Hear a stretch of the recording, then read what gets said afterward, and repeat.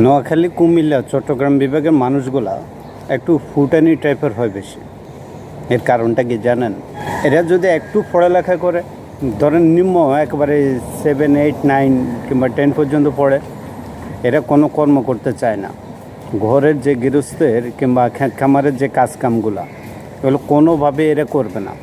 এরা মনে করে যে আমি তো পড়ালেখা করি, কিংবা আমি তো একজন ছাত্র, আমার দ্বারা কি এসব কৃষিকাজ সম্ভব?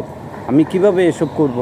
আমি তো এগুলো সম্ভব না। মানে লজ্জায় সে যতটা না পড়ালেখা করে, যতটা না এস্টাবলিশ হয়েছে, তার চেয়ে বেশি লজ্জা বোধ করে সে নিজেকে স্মার্ট মনে করতেছে। তাই এই 3 জেলার এই 3 বিভাগের মানুষগুলা বেশি ফুটানি টাইপের হয়। এরা যে 8, 9, 10 পর্যন্ত পড়ালেখা করে, এরা নিজেদেরকে শিক্ষিত মনে করে।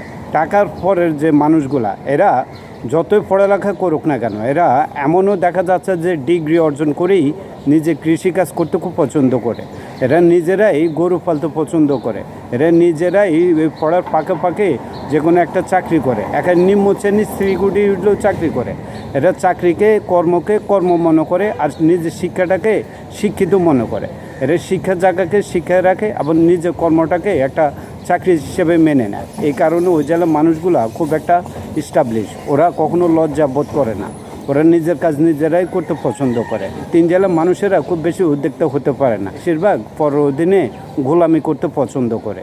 যার কারণ হচ্ছে এরা কখনো নিজে কর্ম করেই নিজে উদ্যোক্তা হতে পারবে এরকম চিন্তা তাদের থাকে না। এরাও পরের অধীনে গোলামি করে, চাকরি করেই ফুটানি দেখাতে পারে। যতদিন পর্যন্ত এই চিন্তা শক্তিগুলো নিজের কাজ নিজে করতে লজ্জা দূর করতে পারবেন না, ততদিন কখনো আপনি সাকসেস হতে পারবেন না। ভালো থাকেন। আল্লাহ হাফেজ।